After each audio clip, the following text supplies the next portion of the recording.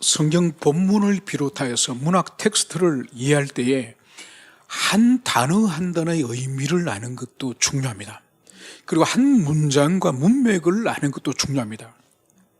그런데 그것도 함께 우리가 살펴봐야 되지만은 이 문장의 구조를 이해하는 것도 아주 중요합니다. 왜냐하면 특정한 어떤 메시지를 이 전체 문장의 서두에 둘 수도 있고, 그리고 결론적으로 마지막 부분에 둘 수도 있는 것입니다.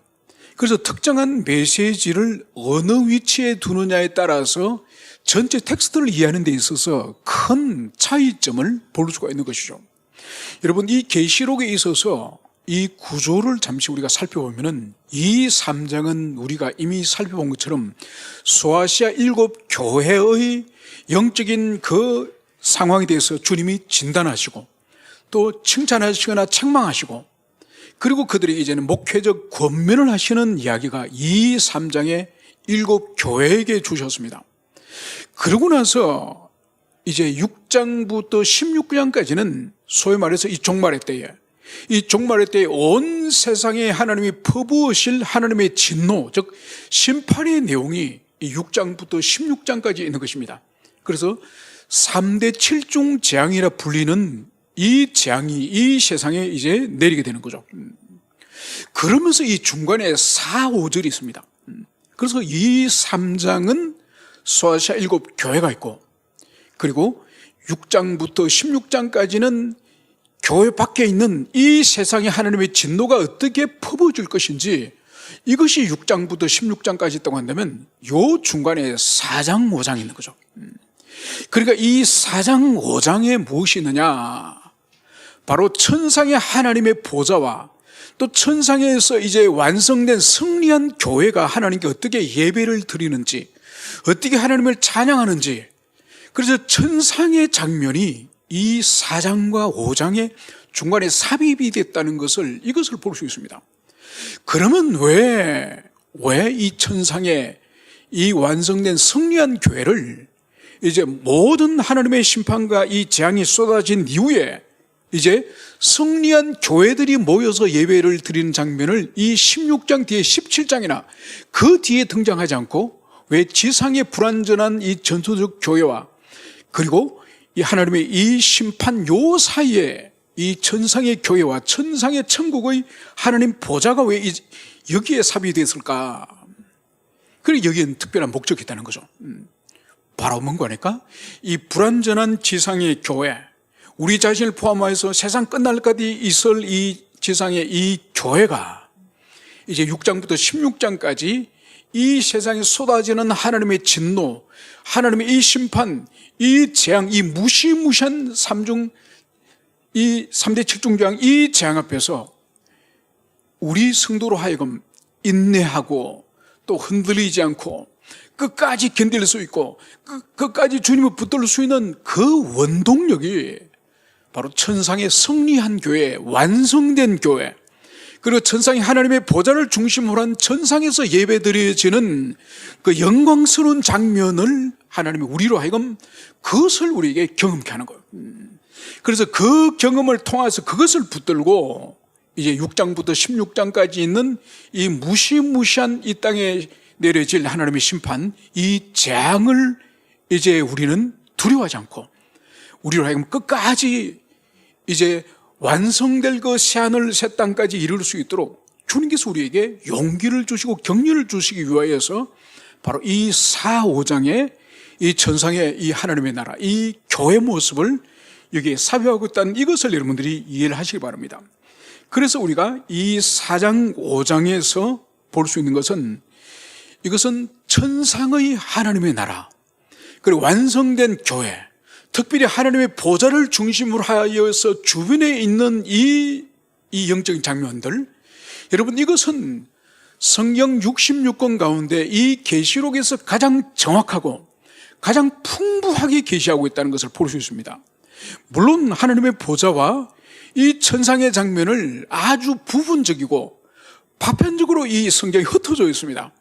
예를 든다면은 욥기에 보면은 이 욥을 향하여서 하나님이 이제는 그를 시험하고 연단한 장면에 이 천상의 천사들과 주님이 하나님께서 이제 이 천상회의를 하고 있을 때에 이 자리에 사탄이 이 자리에 참여를 부르셨습니다. 그래서 이 사탄이 우리 주님을 향하여서 이 욥에 대하여서 회방을 하지 않습니까? 그러면서 하나님께서 이 사탄의 이 말을 수용하여서 욥에게 고난과 환난을 허용하는 장면이 나옵니다. 그래서 천상의 장면이 아주 작은 부분으로서 욥기에서도 드러나지만 열왕기에 가면은 하나님께서 이 아합, 계속적으로 하나님의 선지자를 죽이고 언약의 백성들을 박해하고 바알과 아세라를 퍼뜨리는 이 아합을 어떻게 처치를 할까? 어떻게 죽일까? 이것을 천사들에게 질문했을 때에 많은 천사들 가운데 자기 의견을 내지 않습니까? 아합을 이렇게 죽입시다, 저렇게 죽입시다. 그때 한 천사가 뭐라고 말합니까? 저는 아합의 그 거짓 선지자들 입에 거짓말을 집어넣겠습니다. 그래서 아합이 그 거짓말을 신뢰하고 전쟁터에 나가서 그 전쟁터에서 죽도록 하겠습니다. 이 아이디어를 천사가 낼 때에 하나님이 그렇게 하라, 허용을 하시는 거죠. 그래서 욥기에서 천상회의처럼 이 열왕기에서도 하나님이 천사들과 함께 이 아합을 어떻게 죽일 것인지 이것을 천상회의에서 하는 장면이 이것이 보여집니다. 그리고 또 우리가 스가랴서, 구약 스가랴서 보면은 그게 또 천상의 존재들에 대해서 아주 풍부하게 나오는 거죠. 그리고 이사야 말씀에서는 이사야 6장에 보면은 하나님이 이사야를 선지자로 부르는 소명의 장이 있지 않습니까? 그때 이사야가 성전에 들어갔는데 성전에서 하나님의 보좌를 이 이사야가 봅니다. 그리고 거기서 천사들이 이제 자신을 향해서 이 부직갱이에, 이 불집게에 불을 시뻘건 이 성전에 불을 가지고 와서 이 이사야 입에 불로서 지져버리는, 그저 자기 입이 부정하게 되었다, 내가 망하게 되었습니다. 그럴 때 하나님이 천사를 보내가지고 이 부직갱이에 불을 가지고 이 이사야 입을 지져버리는, 그래서 이사야 입을 정결케 하는 그런 상징적인 의미로서 이사야서도 일부분 드러납니다. 이처럼 구약에서 천상과 하나님의 보좌와 이 천사들의 세계에 대해서 아주 작은 부분, 이 부분이 드러났다고 한다면 이 계시록에는 어마어마한 양으로서 지금까지 천국과 천상과 하나님의 보좌에 대한 그 가려졌던 그 계시가 아주 풍부하게 드러나는 것이 이 계시록이에요.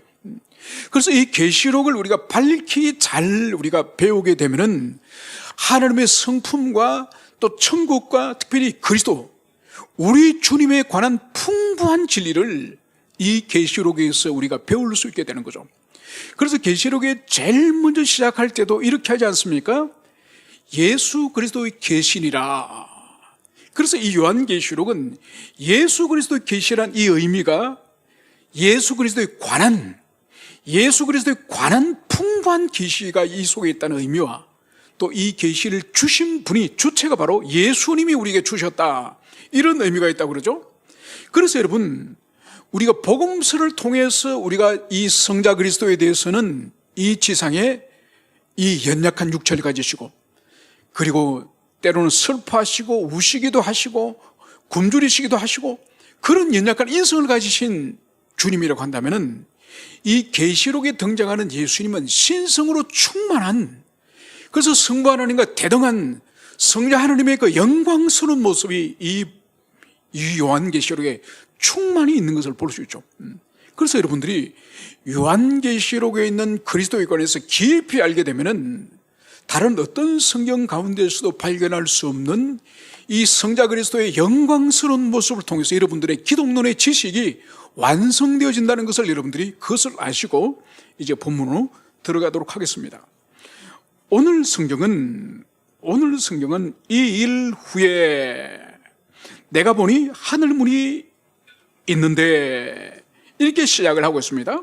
여러분, 이 일이라고 하는 것은 이것은 이 3장에 있어서 일곱 교회에 대한 계시의 말씀을 이제 하나님께서 그리스도를 통해서 진단하시고 책망하시고 칭찬하시고 그리고 목회적 처방을 하신 이 일곱 교회에 대한 모든 이 말씀이 끝이 난 이후에 이제 요한이 보니, 하늘에 열린 문이 있는데 이제 요한이 하늘을 보니 하늘에 열린 문이 있다는 이것을 기소라고 했습니다. 여러분, 하늘에 열린 문이 있다는 의미가 뭘까요? 바로 천국으로 들어가는 어떤 출입문이 있다는 그런 뜻일까요? 그런 뜻이 아닙니다. 여러분, 항상 이 계시록을 우리가 이해할 때에 이 계시록 406구절의 이 말씀 가운데에 이 가장 많이 인용한 곳이 구약 성경이에요. 그래서 406구절 가운데서 구약 성경을 직접 간접으로 약 300구절을 인용을 했거든요. 그래서 항상 우리가 계시록을 해석을 할 때에 이 본문과 단어를 구약에서는 어떻게 해석했는지 구약을 찾아보고 그리고 신약도 찾아보고 이렇게 해야지 다른 어떤 성경도 참조하지 않고 이 계시록 자체를 붙들고 실험하면은 잘못된 해석을 할 수 있습니다. 그래서 먼저 이 하늘 문, 이 열린 문, 이것은 제일 먼저 창세기 28장에 보면은 이제 야곱이 아버지와 형님을 속이고 이 장자권을 훔쳐서 이제 형의 진노를 사고 도망을 가지 않습니까? 그러다 광야에서 이제 날이 저물어서 잠을 자게 되죠. 그래서 돌을 베개 삼아서 잠을 잘 때에 그날 밤에 하늘의 문이 열리고 그리고 그 하늘 문에서 자기가 잠자고 있는 거기 사이에 긴 사닥다리가 놓이면서 그 사닥다리로 천사들이 오락내락하고 사닥다리 맨 꼭대기에는 하나님이 서 계시는 장면을 이 야곱이 봅니다. 그래서 그 다음날 아침에 일어나서 이 야곱이 큰 깨달음을 얻게 되죠. 그러니까 집을 떠나서 야반도주 하다시피 그렇게 외삼촌 집으로 도망을 가다가 그 쓸쓸한 광야에 잠을 잤는데 바로 그곳이 하나님이 계시는 곳이고 또 천사들이 또 있는 곳이라고 해서 이 야곱이 그 땅 이름을 베델, 하나님의 집 이렇게 부르는 것을 볼 수 있습니다. 그래서 여기서 이 하늘문이 열리고 사닥다리를 통해서 천사들이 오르내는 이곳, 바로 하나님이 여기 계신다고 하는 임재와 하나님이 다스린다는 통치의 그 개념이 바로 여기 있는 것입니다. 그리고 또 우리 한 군데 볼 수 있는 것이 마태복음 3장에 가면은 우리 주님이 세례 장면이 나옵니다. 그래서 요단강에서 세례 요한에게 세례를 받고 물가로 나오실 때에 어떤 일이 벌어집니까? 하늘문이 열립니다. 하늘이 쫙 열리면서 그 하늘에서 성령님이 비둘기 모양으로 우리 주님 위에 강림하는 것을 볼 수 있는 거죠. 바로 요단강 위에 하늘문이 열린, 그래서 성령께서 내려오시는 그 장면 또한 하늘문이 열린 것이죠. 그 또한 바로 그곳에 하나님이 임재하신다고 하는 바로 상징적 의미가 있는 것을 볼 수 있습니다. 그래서 오늘 이 요한이 이제 하늘을 보니 하늘문이 열렸다고 하는 바로 이 장면이 바로 여기 하나님이 지금 임재하시고 하나님의 통치가 시행되어진다는 것을 이 은유로서 하늘문이라고 하는 이 단어를 사용했다는 것을 볼 수 있습니다. 그러면서 하늘에서 이제 음성이 들리는데 이리로 올라오라. 여러분, 지금 요한은 반모섬에 있습니다. 이 주일날 반모섬에 지금 있는데 하늘에서 이리로 올라오라. 그리고 하늘로 올라오라는 뜻이죠, 그죠? 여러분, 신학적으로 세대주의자라는 신학 분파가 있습니다. 그 사람들은 이것을 문자적으로 해석을 해요. 그러니까 요한이 이 몸을 가지고 하늘로 들려져 올라갔다고 그들은 해석을 하는 겁니다. 여러분, 그런 뜻은 아니에요. 여러분, 바울 사도가 자신의 신앙 간증을 바울 사도는 자기 서신에 몇 가지를 하지 않습니까?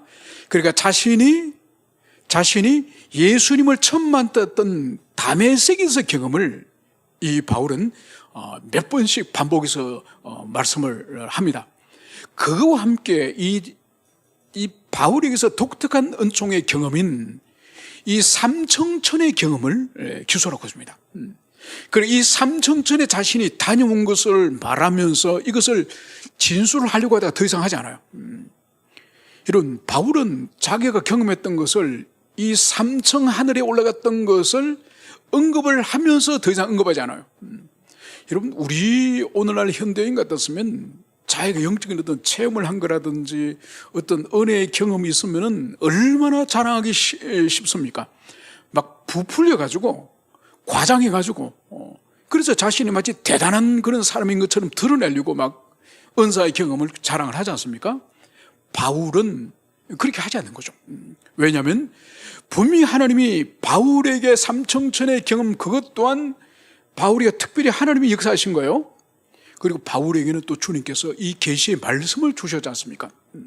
그래서 하나님께서 이 바울에게 이 주관적으로 은사와 이 체험을 주셨지만은 주관적인 자신의 은사와 체험을 기술을 함으로 기록된 말씀을 약화시킬 수가 있기 때문에 바울은 절제하는 거예요.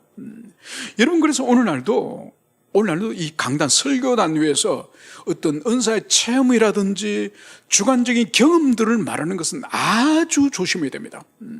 심지어 바울 사도조차도 삼청천에 갔다 왔다는 얘기는 하지 그 이상의 삼청천에서 무엇을 봤는지는 일체 말하지 않습니다.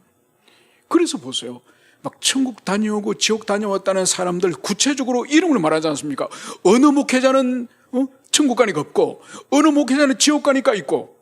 여러분, 그거는 절대로 성령의 역사가 아니에요. 그거는 제가 뭘 말씀하는 거니까 이리로 올라오라. 이것은 바울이 삼청천을 다녀왔을 때에 바울의 육체와 함께 그 온몸이 다녀온 것이 아니라 바울의 영혼의 특별한 하나님의 은사를 통해서 삼청천을 경험했던 것처럼 오늘 이 천상의 세계로 이 요한을 초청한 것은 요한의 이 육체와 함께 올라간 것이 아니라 요한의 영혼을 또 다른 차원으로서 오늘 인도했다는 이것을 우리가 이해를 해야 될 것입니다. 그러면서 오늘 이 하늘에서 들리는 이분이 누구냐? 바로 내가 이미 들은 처음에 내게 말하던 나팔 소리 같은 음성이 이르되. 여러분, 1장의 어느 주일날 밤모섬에 갇혀 있을 때에 이제 등 뒤에서 큰 나팔 소리 같은 소리가 들려서 이 요한이 뒤를 돌아봤지 않습니까? 그때 이 머리가 이 흰 양털 같고 이 눈 같은 이 머리칼을 가지고 눈이 불꽃 같은 우리 주님을 요한이 만났지 않습니까? 바로 그분이 지금 이 요한에게 올라오라 이 말씀을 하였다는 것을 볼 수 있습니다. 그러면서 이후에 마땅히 일어날 일을 내가 네게 보이리라. 여러분, 이제 우리 주님이 이 요한을 지금 천상으로 초청합니다.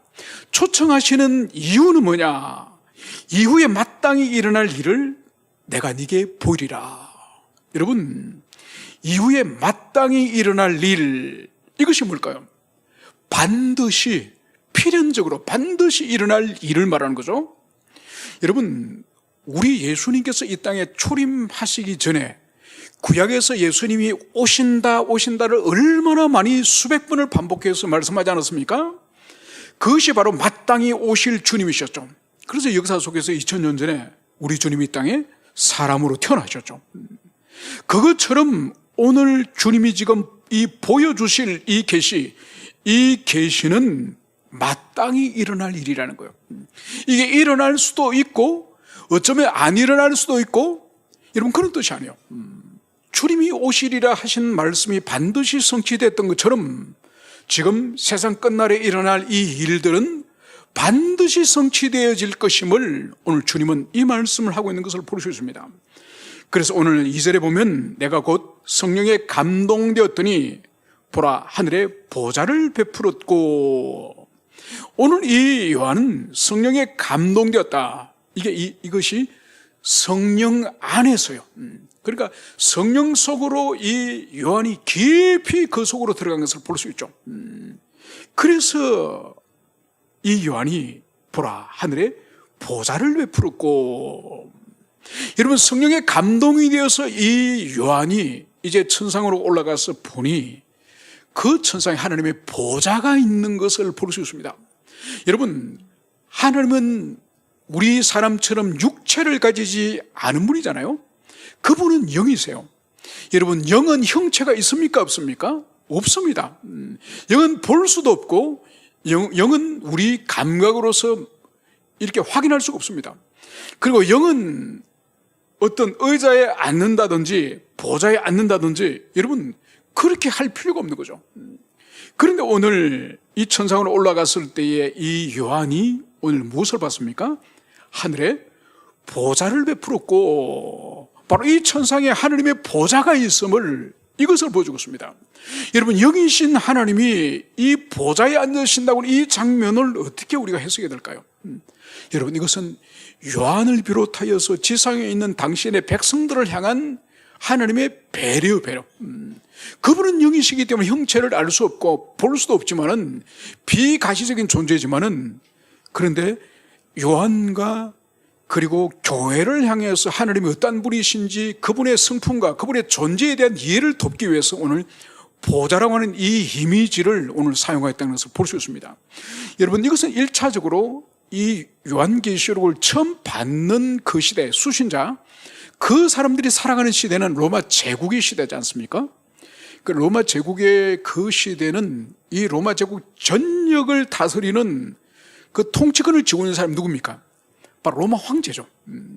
그래서 이 로마 황제는 이 아프리카, 그리고 아시아, 유럽, 그래서 앞으로 유라시아라 부르지 않습니까? 이 세계 대륙, 이 세계 대륙을 이 로마 황제가 다스리는데, 그 다스리는 통치의 본부가 어디죠? 황제의 왕궁이죠. 왕궁 가운데서도 이 보좌죠. 이 보좌에 앉아서, 그래서 속주의 이제 분봉왕이나 속주의 총독들에게 명령을 내리지 않습니까?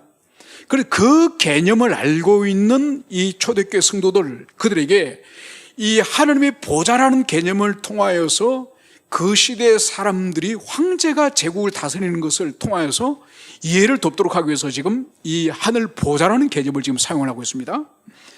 그래서 오늘 이 세상 이 황제의 보좌를 사용해서 오늘 하나님의 이 통치를 오늘 설명하고 있음을 이것을 볼 수 있습니다. 여러분, 여기서 오늘 볼 수 있는 것이 또한 무엇인가 하니까, 그 보좌 위에 앉으신 이가 있는데, 잠시 전에 말씀드렸다시피 보좌에 앉으신 분은 하나님이 분명합니다. 그런데 하나님은 영이시기 때문에 형체가 없는 분이에요. 형체가 없는데 오늘 요한의 눈으로 보니까 보좌에 앉으신 이가 있다는 것.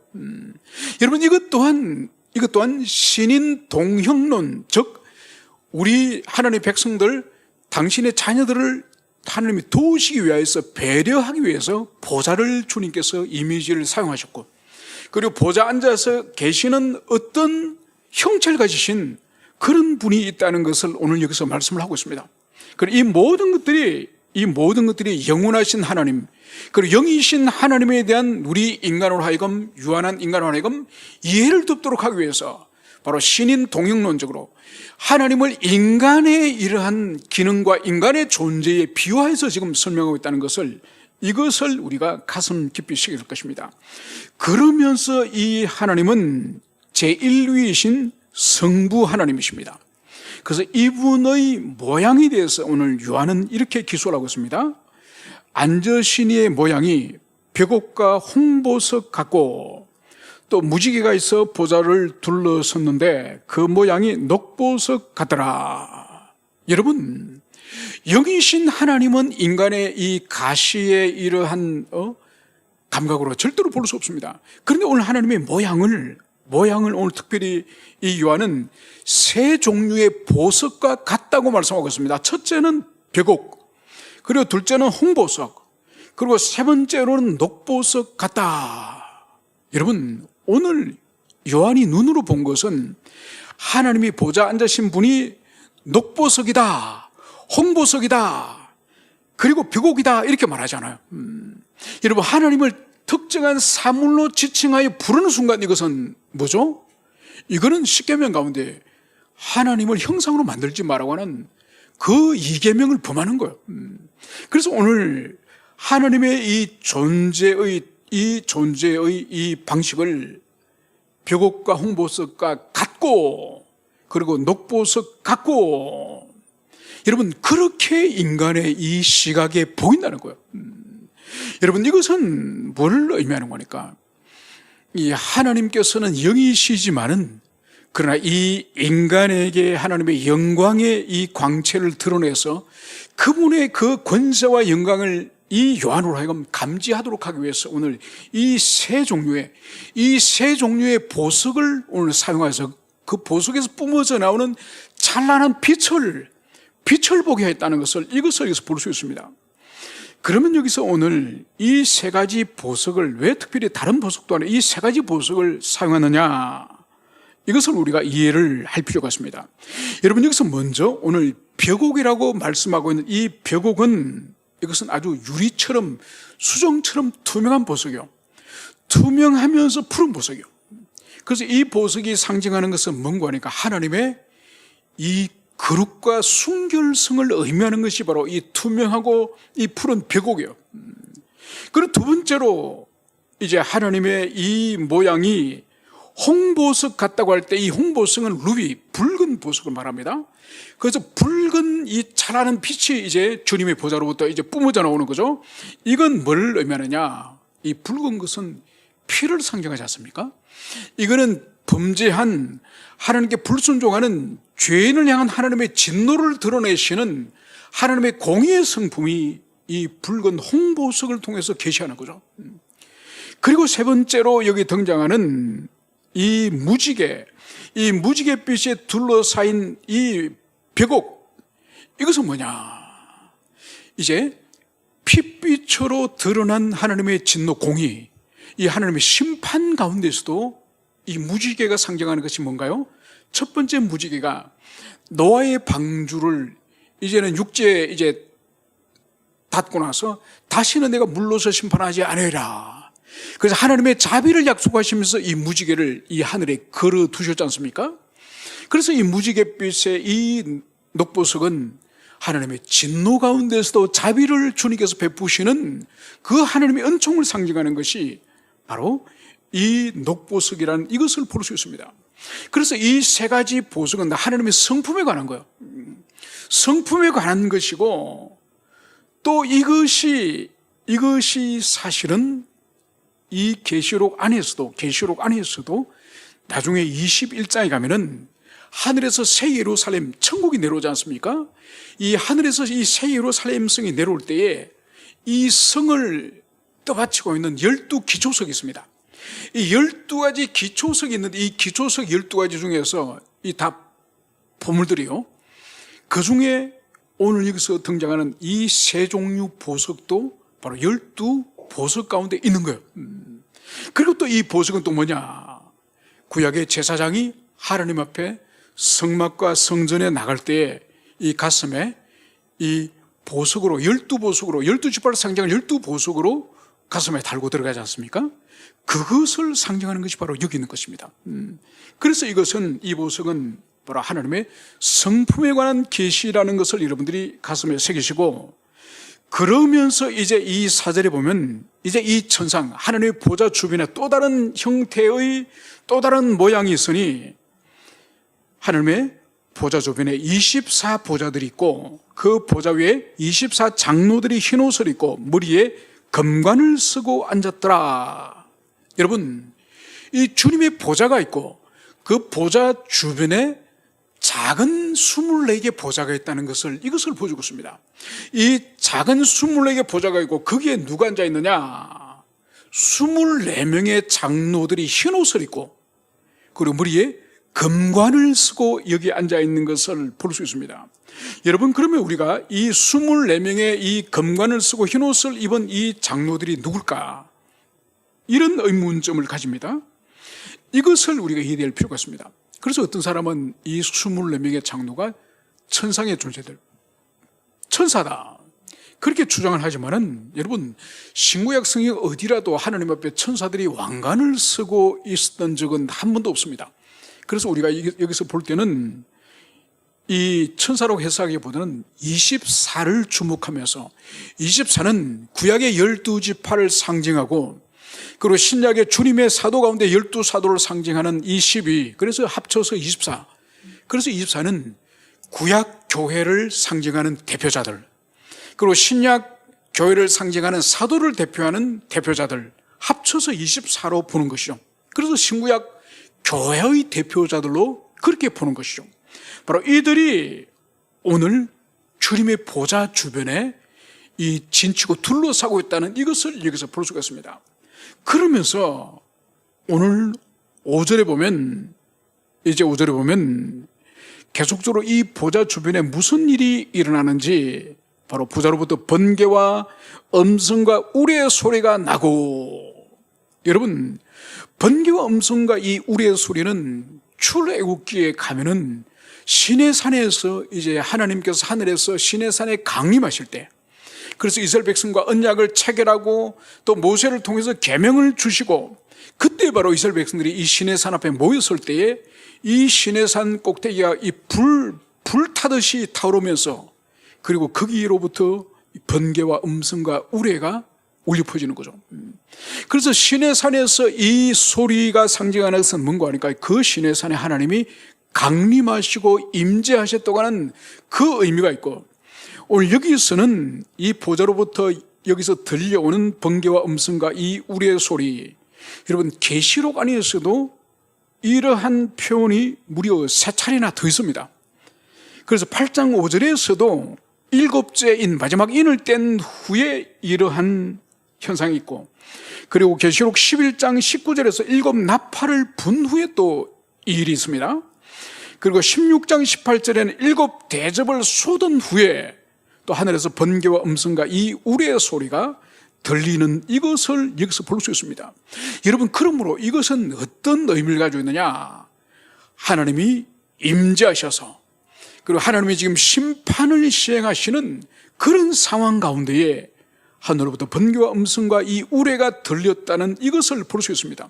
그래서 이것은 보좌로부터 이것이 들려 나온다는 이 의미는 뭔가 하니까, 이 지상의 모든 하나님의 이 심판, 이 하나님이 내리신 이 재앙들, 이 모든 것들은 하나님의 보좌에서 하나님이 친히 역사하신다는 이런 의미가 있는 거예요.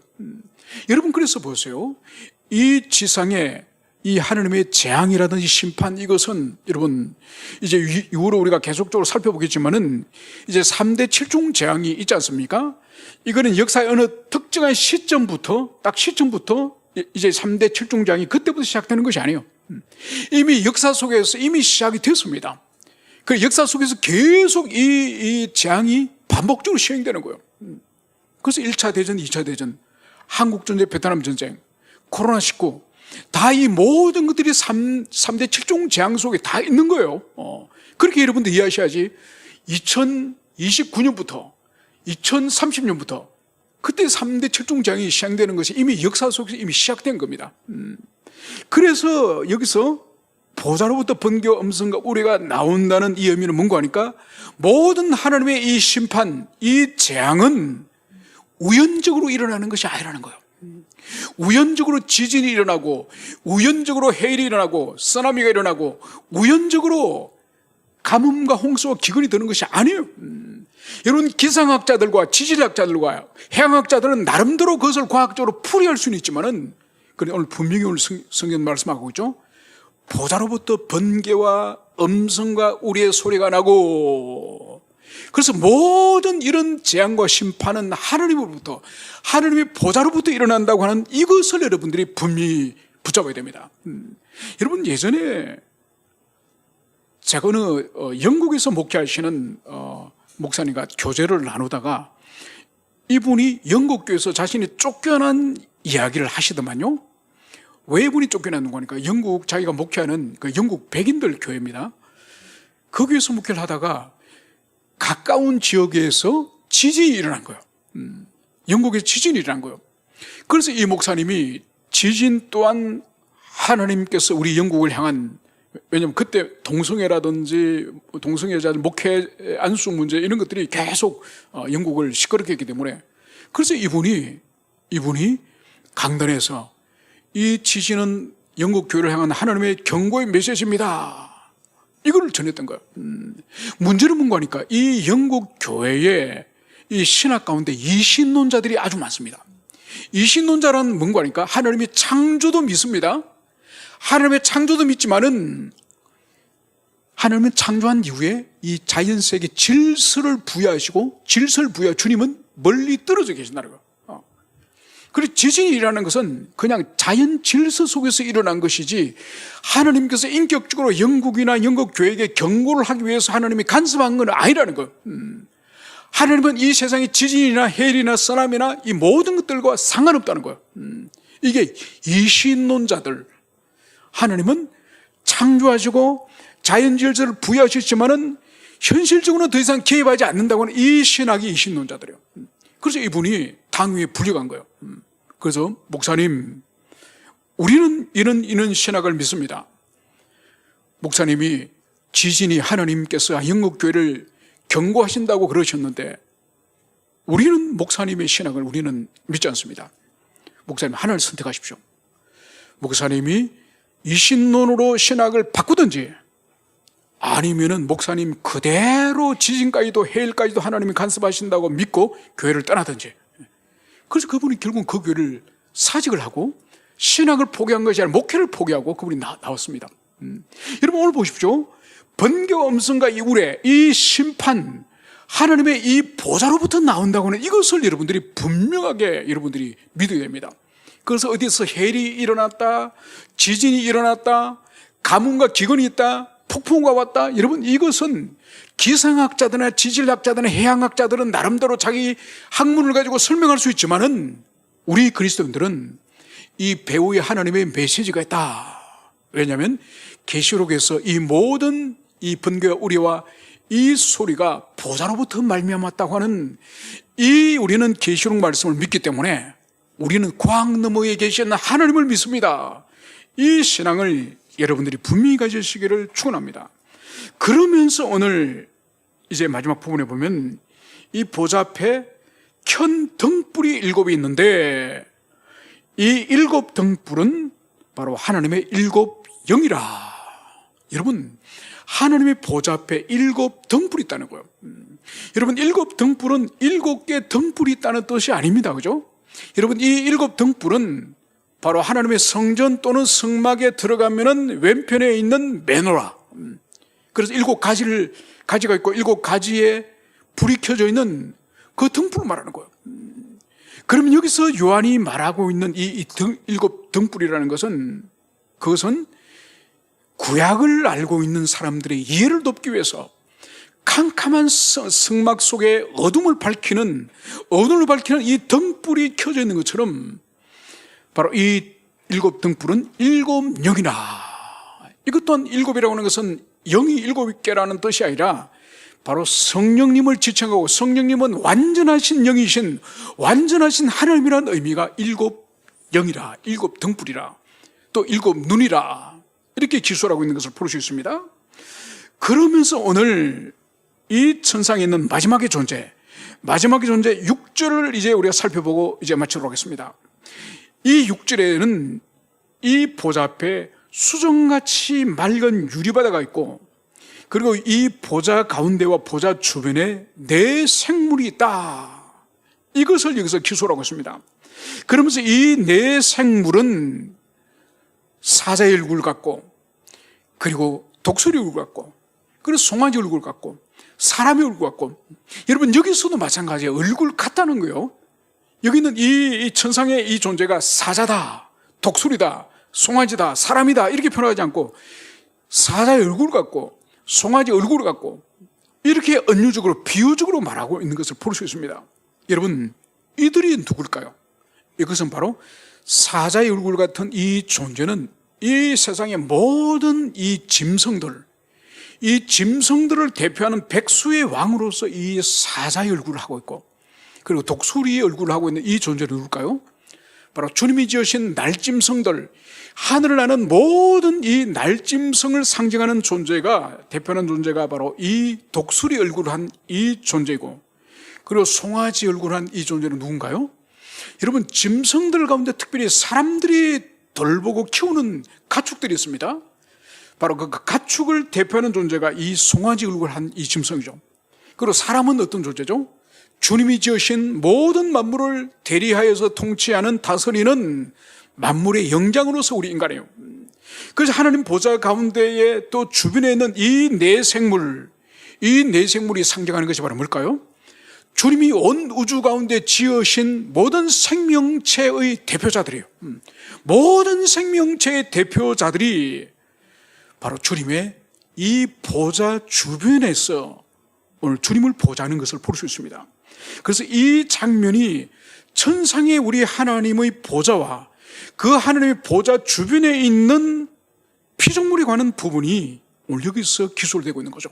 그래서 보좌가 한 중심에 있고 그 옆에 이 짐승의 얼굴 한 이 천상의 이 존재들이 주님을 보좌하고, 그리고 그 옆에도 24명의 이 머리에 왕관을 쓰고 흰 옷을 입은 이 장로들, 그리고 신약교회와 구약교회를 상징하는 이 24명의 장로가 있고, 그리고 우리 읽지 않았습니다만 가장 바깥쪽에 있는 존재가 바로 뭔가 하니까 이 하늘과 땅과 바다의 모든 주님이 지으신 이 피조물이 또 주님의 보좌 주위를 둘러싸고 있습니다.